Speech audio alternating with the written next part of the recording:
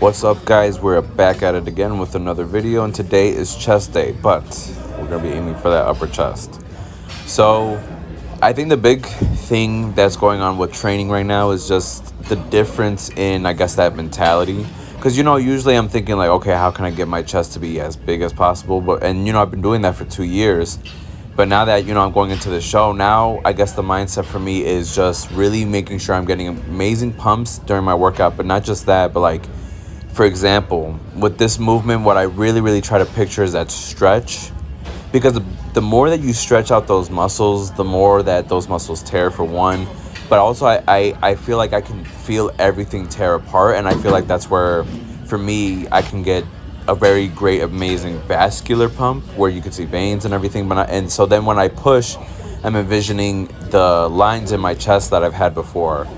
Again, I've been bulking for 2 years, and there was a point where, for about maybe 3 years or so, or a year, where I was very, very cut, decent shape, and then I wanted to go into bodybuilding, and I did, for my first show, I was like, I'm not gonna go in, tiny. I want to go in and actually have a shape to me. So it's basically at this point trying to have that mentality of how I used to look, how the lines in my body and the definition of what I know I can bring. It's that mentality that I go into all the time. Still train hard, heavy, but also still, I guess that's where my mentality comes from, because it's very important. Something crucial is to go into the gym with, purpose. I think that's extremely important when training. I think a lot of people go into the gym and they just like start lifting weight and they just do whatever. But, you always should go in thinking,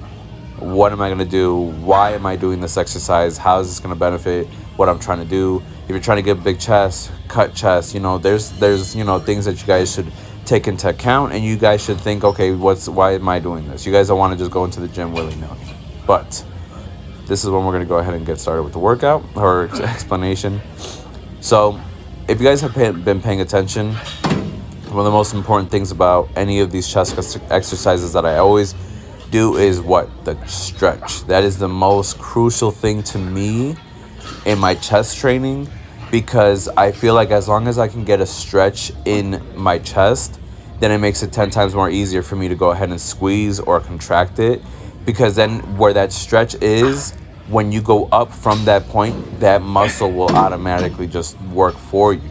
So if you go down and let's say you start feeling those front delts, more than likely that movement is going to end up, that movement and that way you're doing it at that moment, that's what's going to really start being worked out.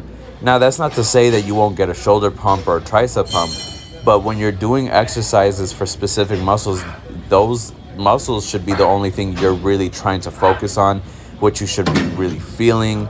That's extremely important, and that's where I feel like a lot of people, again, even myself, when I first started, I said, oh, this is a chest exercise. Started doing it, and I never knew what a pump was. I never knew, like, oh, wait, I'm supposed to feel my chest all the time? So, yeah. So if you guys look, this last set, I basically just went to fatigue. Like, I wanted to be done, just do 2 drop sets. I said, no, like, this movement felt amazing to me. So that's another thing, is that listen to you guys' bodies.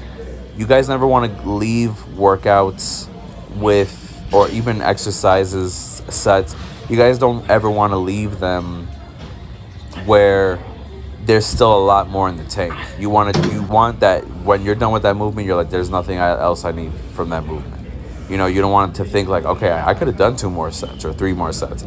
You leave it all there, okay? So I know that I said this is upper chest, and you guys are wondering why I'm doing flat. Honestly, a lot of people, depending on how you feel it, but for me, dumbbell flies, I feel mostly in the upper part of my chest. I feel like it travels all the way through my chest, but it hits the upper part of my chest so amazingly when I go back. And if you guys look at how, with control, I try to go as far back as my chest allows me. The dumbbells could probably go lower, but if I go any lower, I start to feel my shoulders, so that's where I avoid it. I go as far to where you feel like your chest is like going to rip apart. That's the goal, when you're dealing with dumbbells. But again, you're guiding that weight on the way down. You got to think you may have 35 pounds or 40 pounds of pressure in your arms, and if you just let your arms just go down without any type of control, you can hurt yourself, you know. So I try to make sure that I just guide that weight like I'm doing a normal stretch in between sets. I might hold that stretch for a second, and then if you guys notice also, I'm not bringing the dumbbells all the way up, but if you guys pay attention to my shirt, you guys can kind of see my chest is still squeezing. You guys want to stay in a fixed position. Make sure that your butt is against that seat and that your traps are pressed against that seat. So technically, it's like you're arching your back against the bench. That's how I learned, is that I always try to think like, you know, you have a Superman chest when you're doing any of these movements. You want your chest to be sticking out the entire time and that you never lock. You know, and that's another thing that you know, a lot of people do when they're training chest, is that when they'll go ahead and go all the way up, they'll lock their elbows.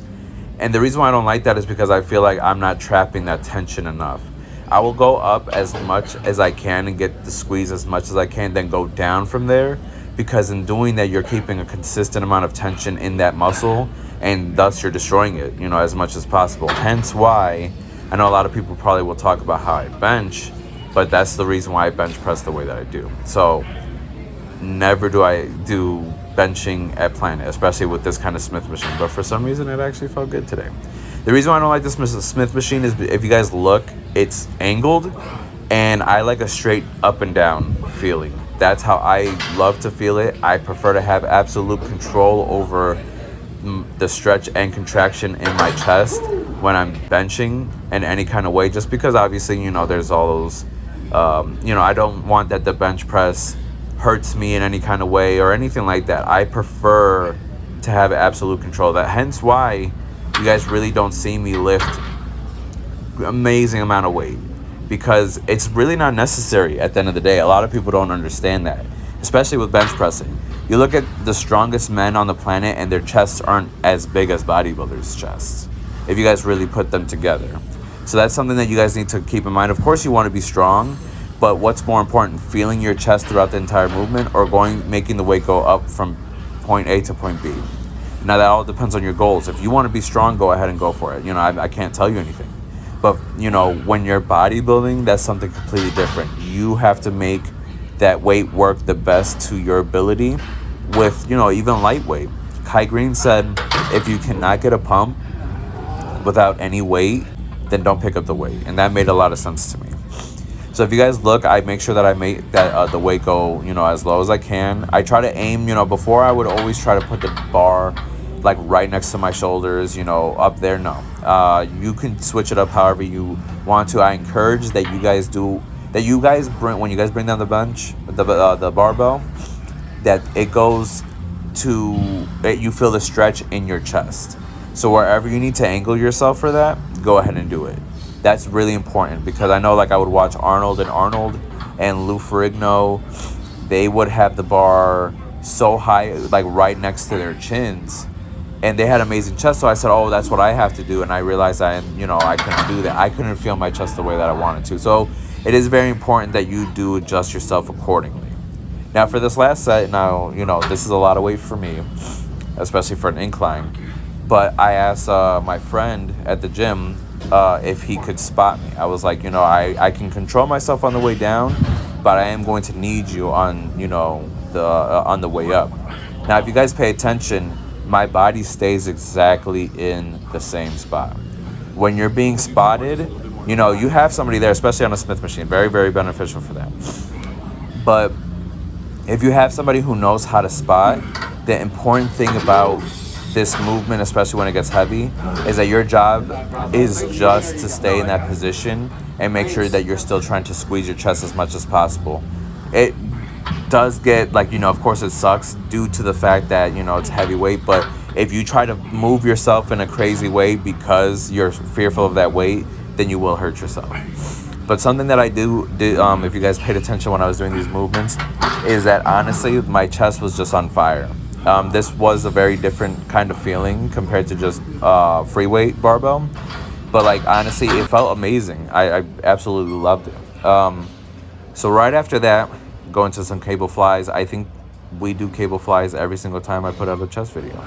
This honestly is it's just a big staple in chest development for me, because with cable flies, they're different than dumbbell flies. With dumbbell flies, you feel that tension on the way down, but on the way up, there's not a whole lot of crazy, squeezing or anything. Compared to the pec deck or the cable flies, there's consistent tension all the way through. So you feel that stretch on the way back, but then you also feel like there's a big squeeze on the way forward too. So from this angle, if you guys can see what I'm trying to do, if you it's not super apparent yet, but you guys can kind of see slight veins in my chest and then also slight amount of definition. And that is what I'm thinking about consistently while I'm training. So if you guys see my eyes closed, I'm thinking about how my chest looks stretched out, all that, like, the defined details. And then when I'm pushing or I'm squeezing forward, I'm envisioning a big, vascular chest. I'm trying to make sure that, my shoulders stay out of it, and that I'm consistently squeezing my chest and feeling the tension all the way through.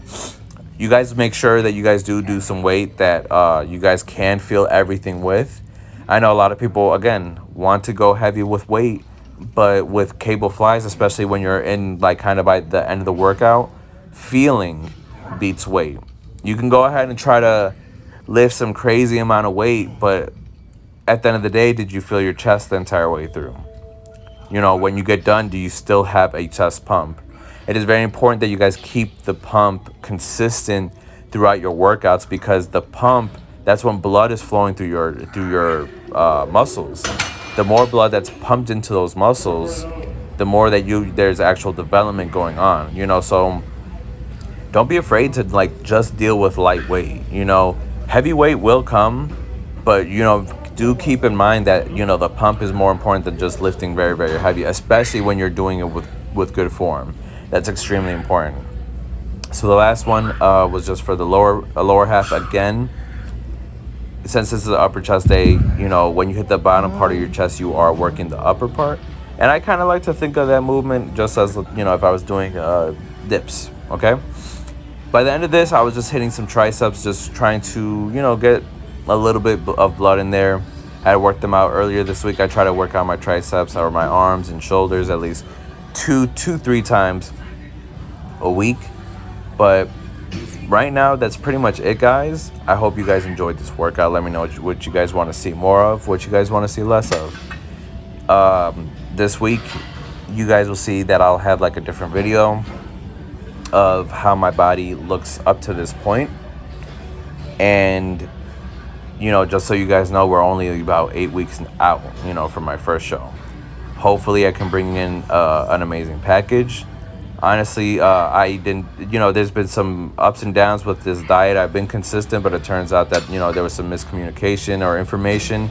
So I kind of messed up a little bit in the sense of just how much food I was supposed to eat. I have not cheated or anything like that. I don't do that to myself, because when you cheat, you only cheat yourself.